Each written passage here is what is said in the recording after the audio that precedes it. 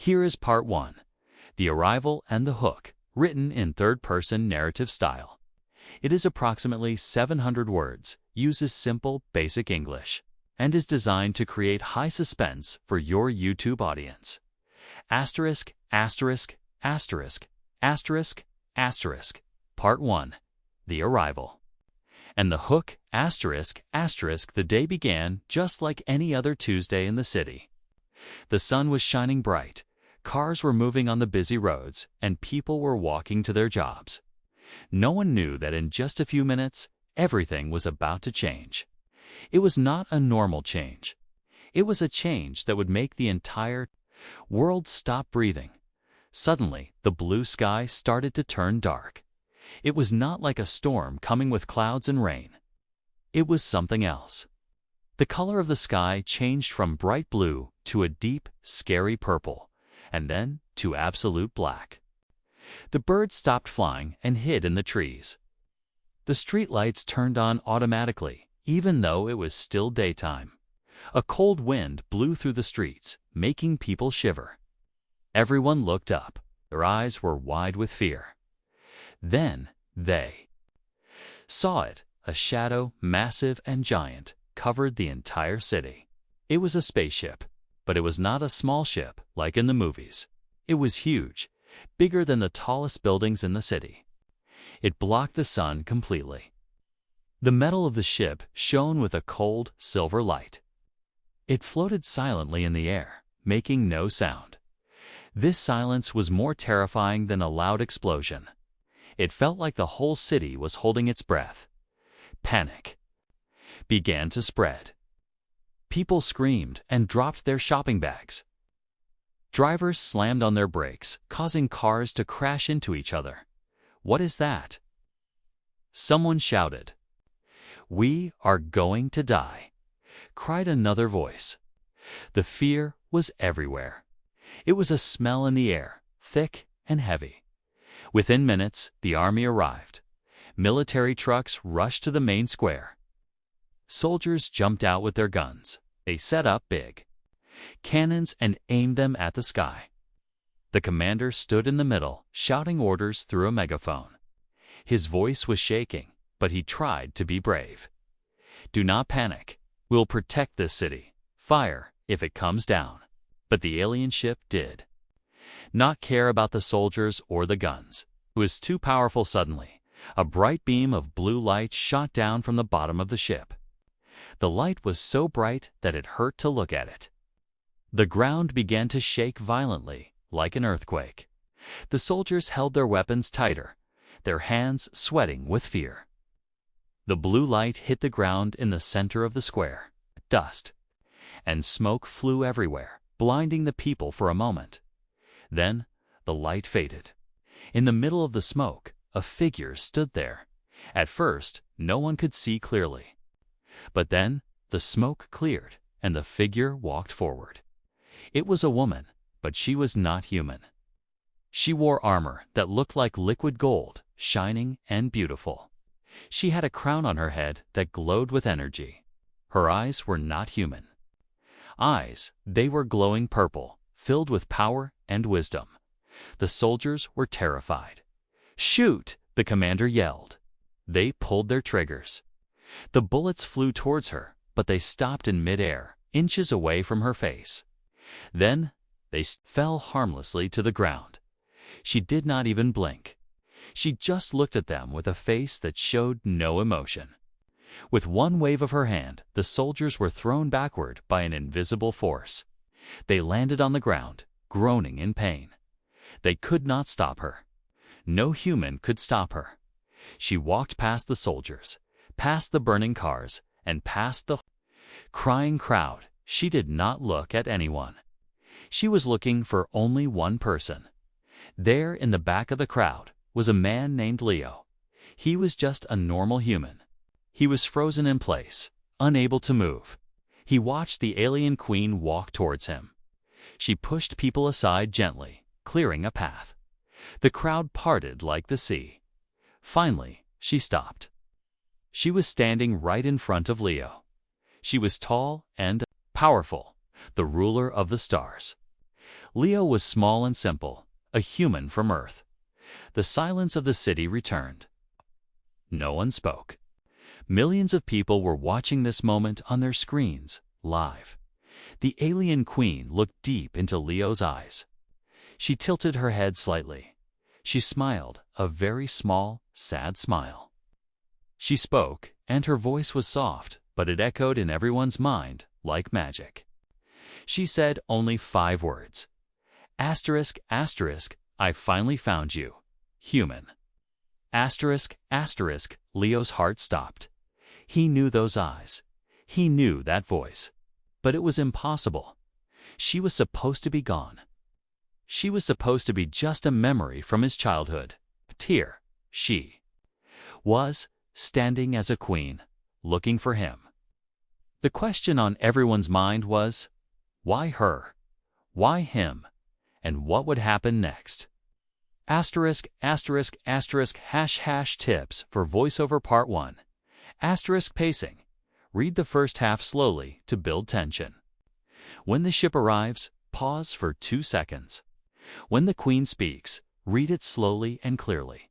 Asterisk, asterisk, asterisk tone. Asterisk, asterisk, use a mysterious and slightly scary tone for the ship's arrival. Then switch to a softer, emotional tone when the queen speaks the final line. Here is part 2. The recognition, written in third-person narrative style. It is approximately 700 words, uses simple, basic English, and focuses on the unique emotional twist and suspense to keep your audience watching. Asterisk, asterisk, asterisk, asterisk, asterisk. Part 2. The recognition, asterisk, asterisk, for a long moment. Time seemed to stop completely. The noisy city, the crying people, and the nervous soldiers all faded away into the background. The only thing that existed in the world was the space between Leo and the alien queen. Leo stood frozen, his feet feeling like they were glued to the ground. His heart was beating so fast that it felt like it would jump out of his chest. He looked up at her, and he felt very small. She was tall, glowing with a strange light, and wearing armor that looked like it was made from stars themselves. Leo was terrified. Like everyone else, he thought this was the end. He thought the aliens had come to destroy the Earth, and maybe he was the first human they were going to kill. He wanted to run away, but his legs would not move. He wanted to scream for help, but his throat was dry. He looked into her glowing purple eyes, expecting to see anger or hate. But he did not see that. He saw something else. He saw a deep sadness and a strange kind of warmth. The queen took one step closer. The air around her smelled like ozone and rain. She ignored the army trucks, the helicopters flying above, and the millions of cameras pointing at her. Her eyes were locked only on Leo.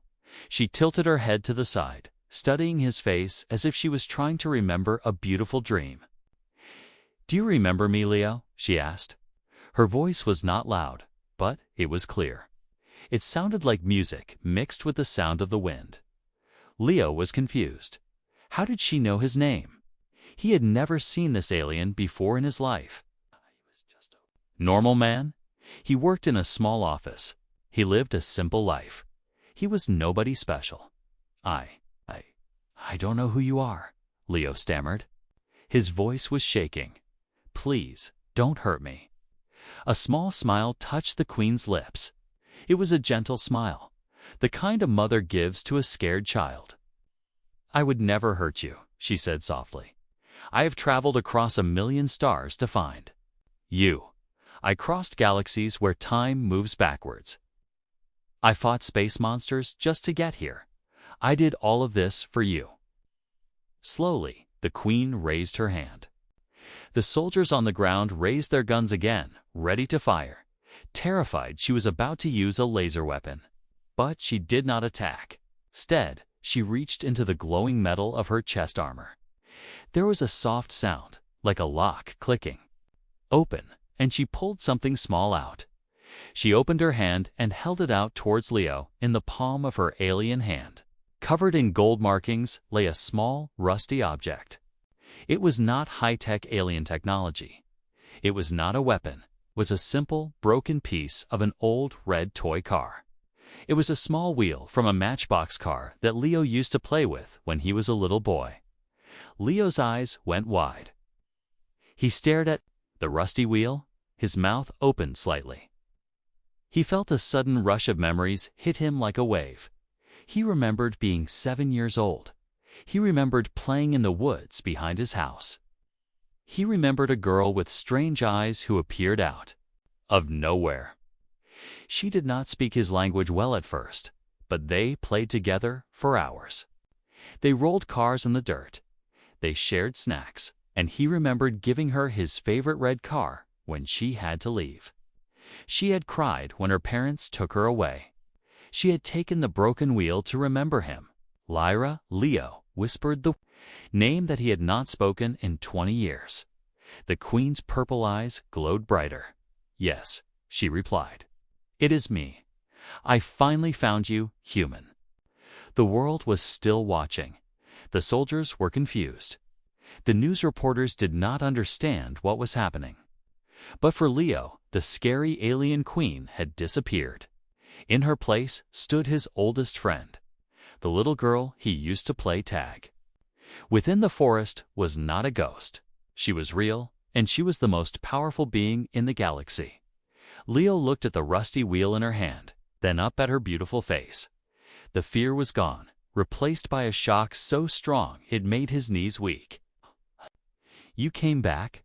Leo asked, his voice trembling. "You came back for a human?" "You are not just a human, Leo," the Queen said, closing the distance between them.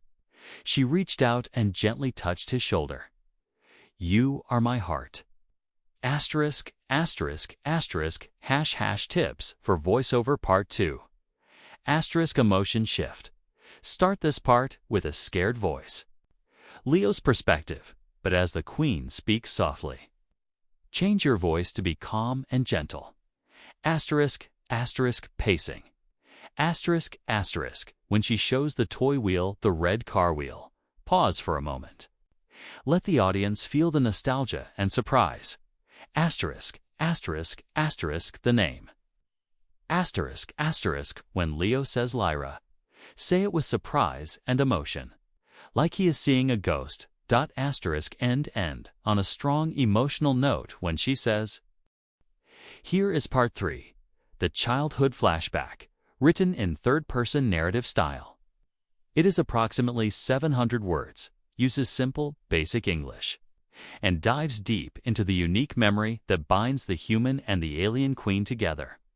Asterisk, asterisk, asterisk, asterisk, asterisk, part 3.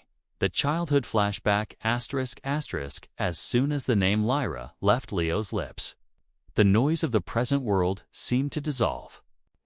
The rusty wheel in the Queen's hand acted like a key, unlocking a door in Leo's mind that had been closed for 15 years.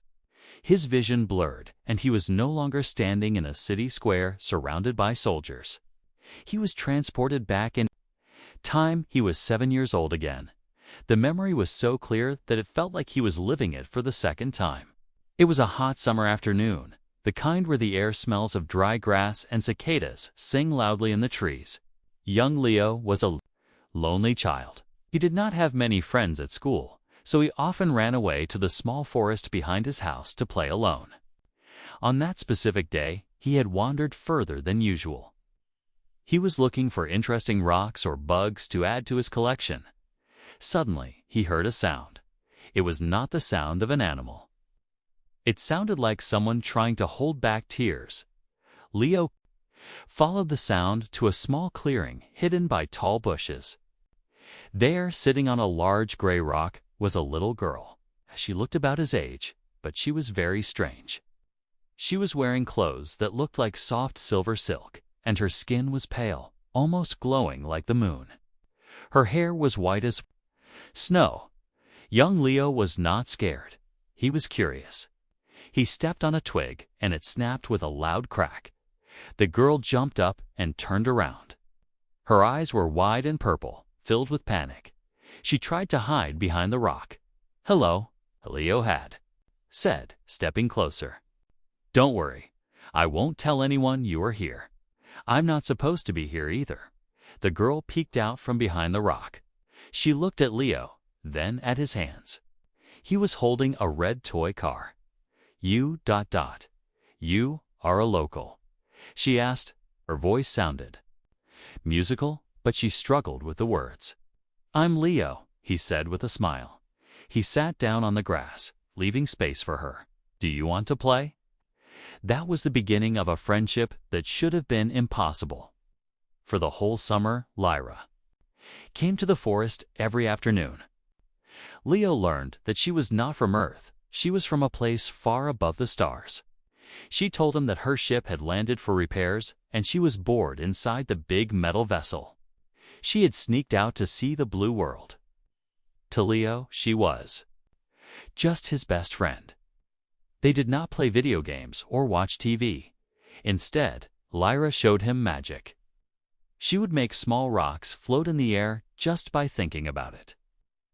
She could touch a dying flower and make it bloom instantly. In return, Leo showed her the simple human joys of Earth. He taught her how to skip stones on the river. He showed her how to eat wild berries.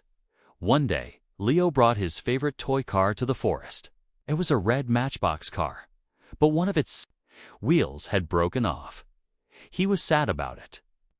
Lyra took the broken car and held it in her small hands.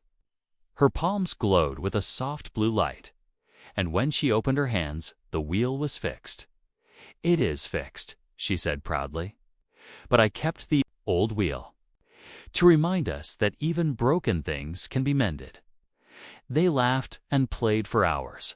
But summer days end, and good things often come to a scary finish.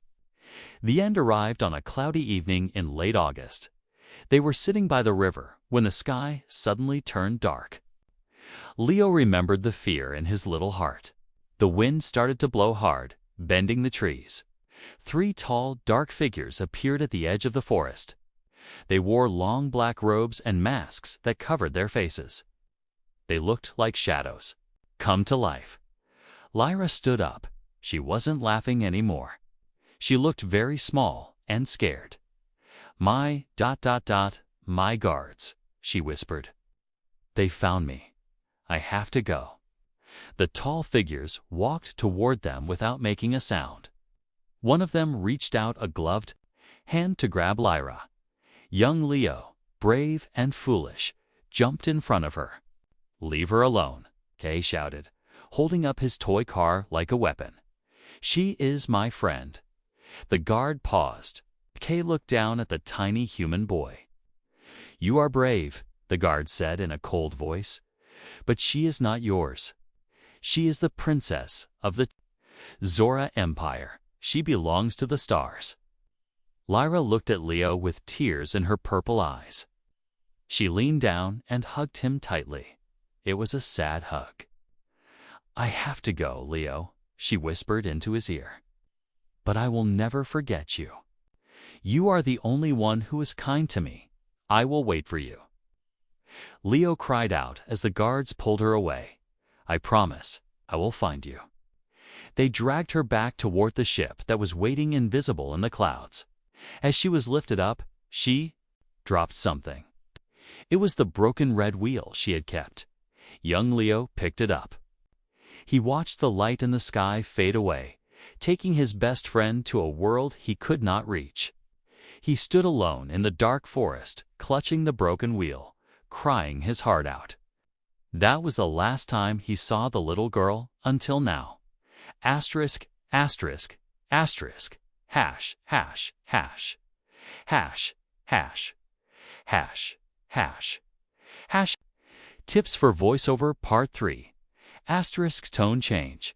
Change your voice to be softer and more nostalgic. Read this part like you are telling a bedtime story or recalling a sweet memory. Asterisk pacing. Take it slowly. Let the audience visualize the forest, the kids playing, and the magic asterisk emotional buildup. When the guards arrive, make the voice slightly deeper and tense. Asterisk the promise.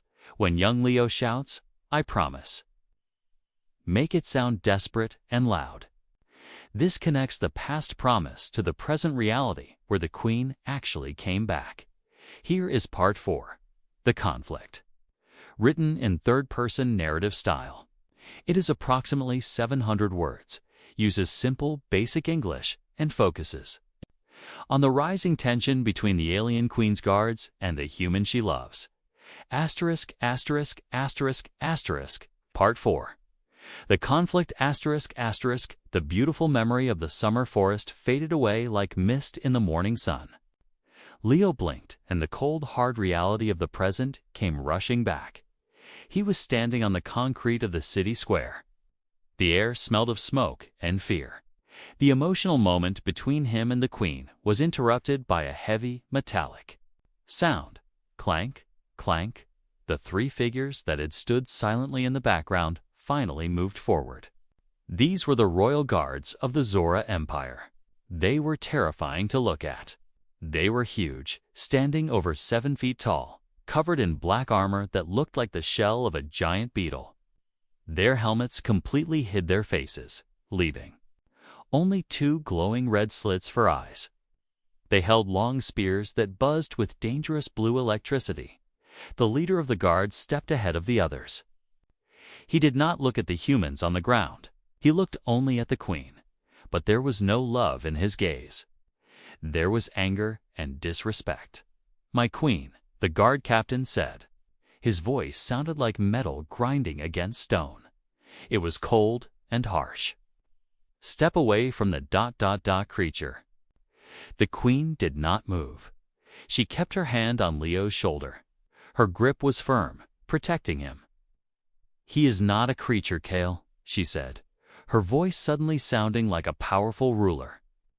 "He is a human, and he is my chosen." The captain laughed. It was a terrible, mocking sound. "A human? You are the supreme ruler of 1,000 galaxies. You have the power to burn planets to dust, and yet you choose to touch a weak, short-lived thing from a primitive world." He took another step closer, raising his electric spear. "This is unacceptable. The High Council will not allow this. You are staining your honor. We must leave, now." Leo felt a chill go down his spine. He realized that these aliens did not see humans as people. To them, humans were like ants, small, annoying, and not important. The captain looked at Leo with pure hate.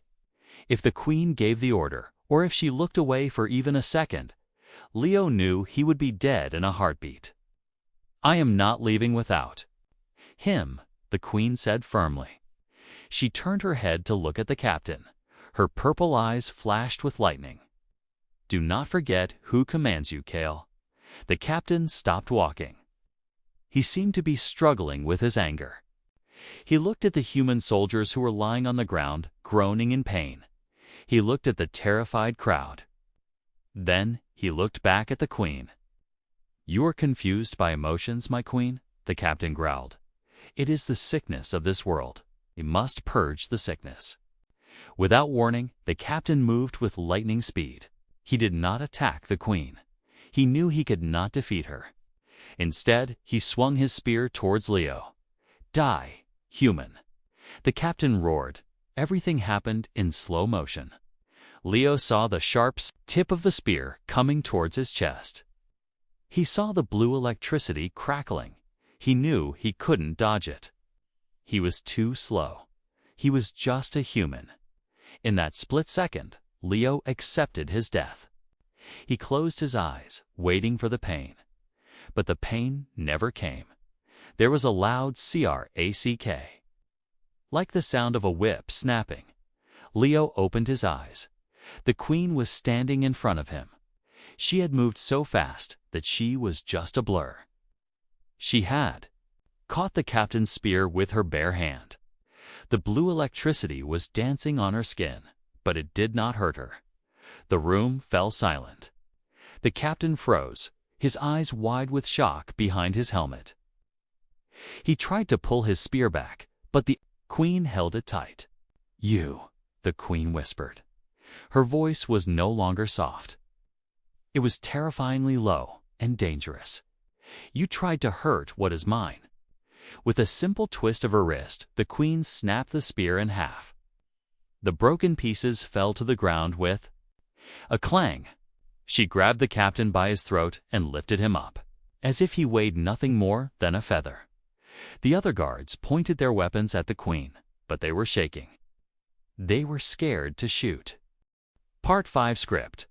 War starts. Unique herb, save, and ship tricks, ***, word count. 702, ***, narrate. Poison, gasp. Hero rise music. Space boom sounds. 8 min, ***, Jack lunged. Grabbed poison cup. Smell sharp. Advisor fired. Zap, missed arm. Jack tackled him. Punch face, nose crack. Farm boy strong. Advisor kicked. Humans plague. Jack pinned. Yanked pocket. Small jar. Earth herbs. Grandpa's mix for snake bite. Crushed fast. Pushed in Luna mouth, she swallowed. Cough stop. Color back. Work. Human dirt beat tech. Jack grin. Simple best. Guards snapped. Grabbed advisor, chain him. Luna stood. Kiss quick. Lead now. War call, bridge next. Stars screen. Red alerts, blink. Enemy fleet close. 100 ships. Sharp claws, Jack sat pilot chair. Fingers fly. Humans fly smart. Launch, big ship out.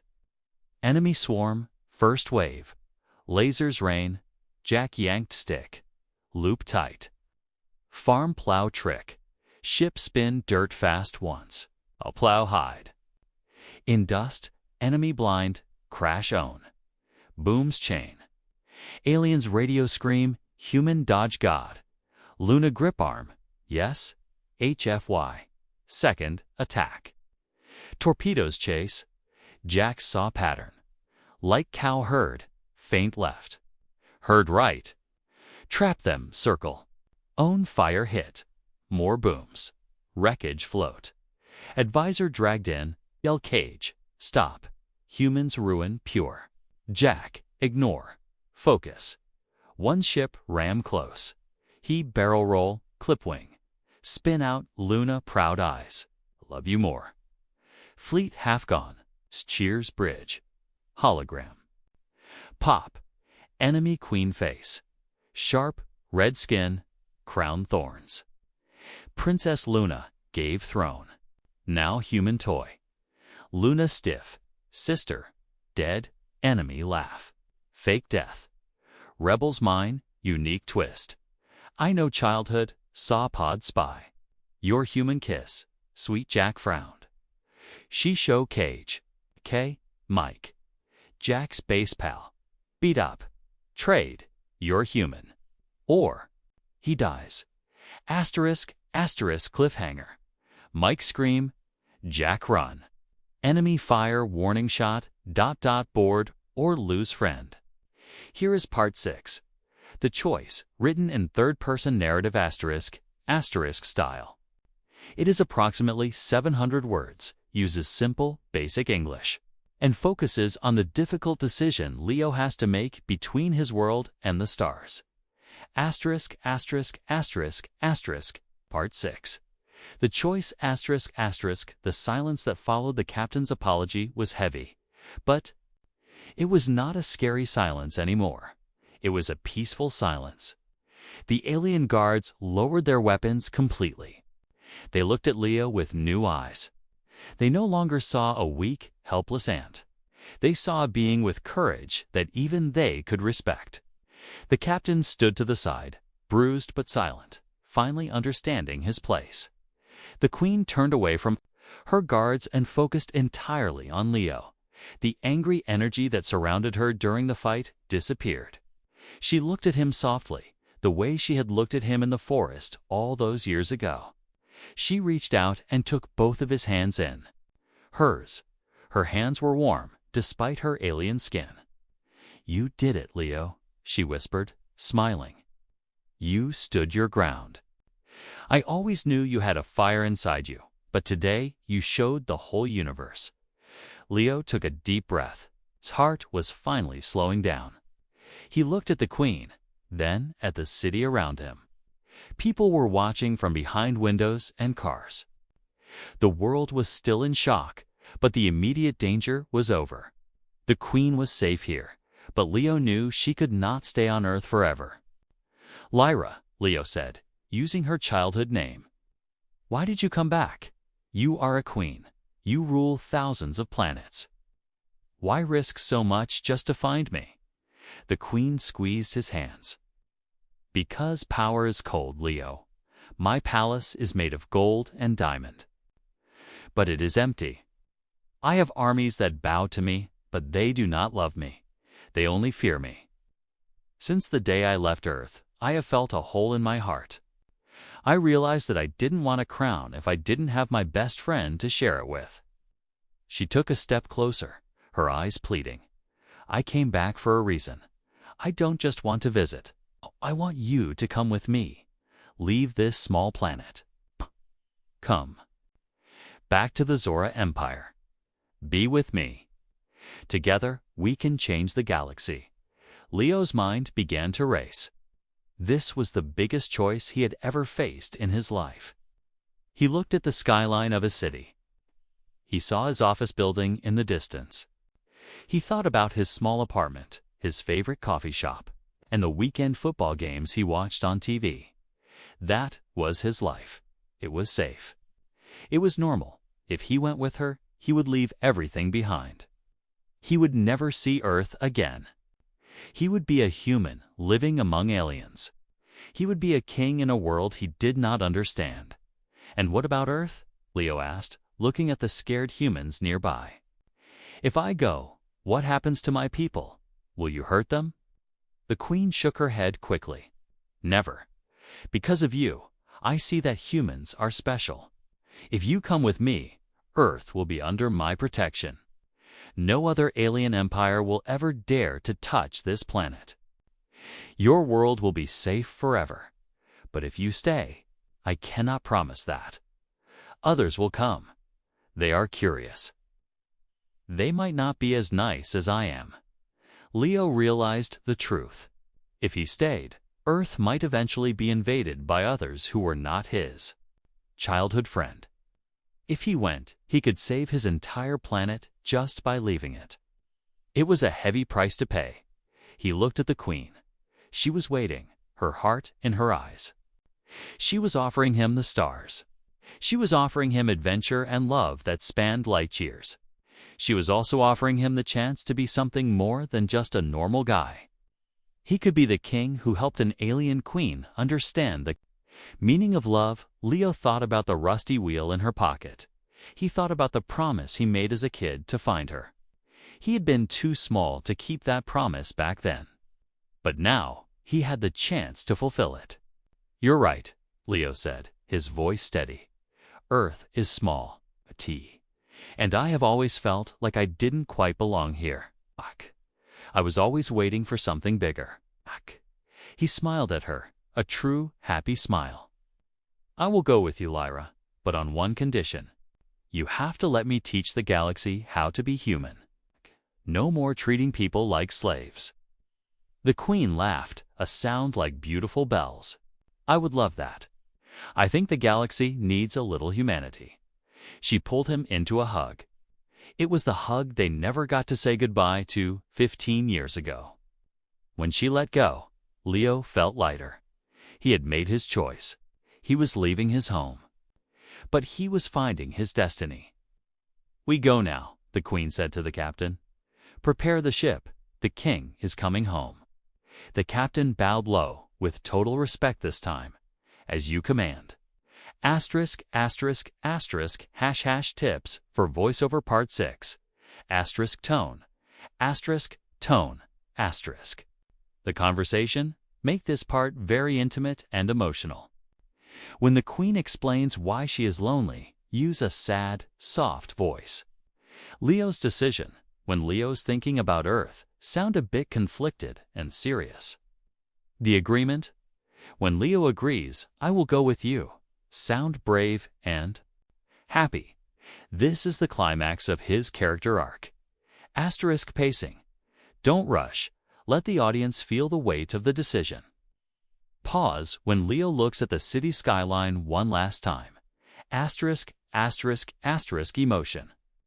Asterisk, asterisk emphasize the deal Leo makes, protecting Earth, in exchange for him leaving. This shows his selflessness, another great human trait. Here is part 7. The Departure, written in third-person narrative style. It is approximately 700 words, uses simple, basic English, and provides a satisfying, epic conclusion to the story. Asterisk, asterisk, asterisk, asterisk, part 7. The departure, asterisk, asterisk, the decision, was made. There was no going back now. The Queen, still holding Leo's hand, turned toward the giant blue beam of light that connected the spaceship to the ground. The captain of the guards walked ahead of them, clearing the path. He no longer looked at Leo with hate. He walked with his head high, proud to serve the Queen and the human who had earned her respect. As they walked toward the light, the entire city watched. It was a strange moment. Just minutes ago, everyone was running for their lives. They were screaming in terror, thinking the aliens were there to destroy them. But now, the crowd was quiet. They were watching their fellow human, a simple man named Leo, walking side by side with the most powerful being in the galaxy. A group of soldiers who had been lying on the ground in fear slowly stood up. They saw Leo leaving. They realized that Leo was not a victim.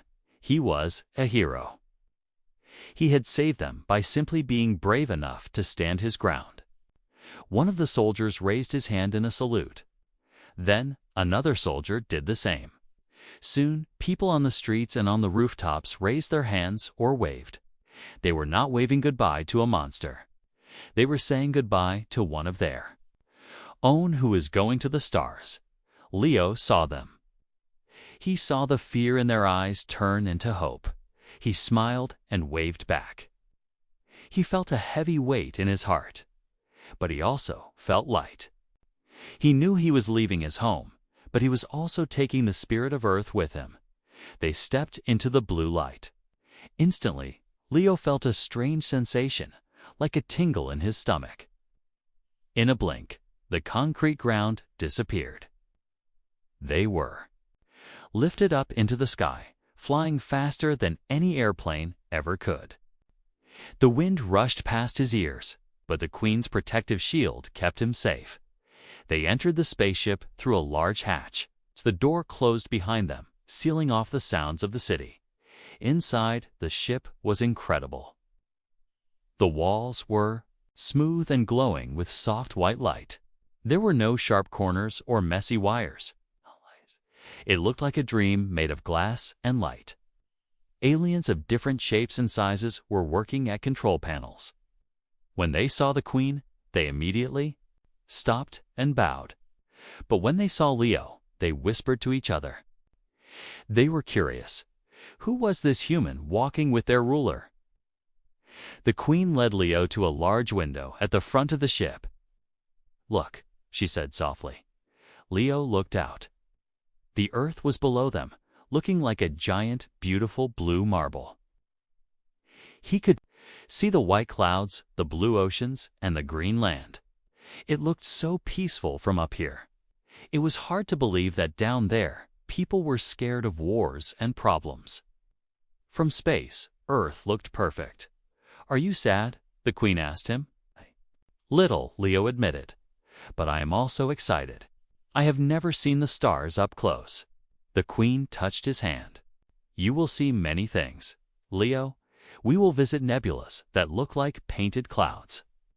We will see double suns rise in the morning. You will taste food that makes you float. But I promise you, we will never forget where we came from." She walked to the center of the room and spoke to the ship. "Take us home, but go slowly. Let him see. The ship began to move. The engines hummed a low, beautiful note. The Earth began to get smaller and smaller in the window. It turned from a large ball into a small dot of light. Then the stars appeared, millions of them, shining brighter than Leo had ever seen in his life. Leo stood there, looking out at the endless universe. He was no longer just a human from Earth. He was Leo, the king of the stars, the friend of the queen. He had shown an empire that humans were not weak. He had shown them that the heart of a human is strong, as the ship accelerated. Leaving the solar system behind, Leo whispered to himself, "I found you, Lyra, and now we are going to show the universe what humans can do." Somewhere on Earth, a child looked up at the sky and saw a shooting star. They made a wish. They didn't know that the shooting star was a spaceship carrying their hero. They didn't know that the age of humanity had just begun. Because now, humans had friends in the stars. Asterisk, asterisk, asterisk, # tips for voiceover part 7. Tone. Asterisk, the walk. Start with a proud and respectful tone. Describe the crowd saluting him. The view. When Leo sees Earth from space, use a sense of wonder and awe. Speak softly, like you are amazed. The ending. Make the final narrator lines strong and inspiring. This is the HFY. Conclusion: humans stepping into the galaxy, asterisk, asterisk, asterisk pacing. Asterisk, asterisk, slow down when describing the view of Earth. Speed up slightly as the ship accelerates into warp speed. Asterisk, asterisk, asterisk, final sentence. Asterisk, asterisk, the age of humanity had just begun. Say this clearly and leave a small pause before you end the video.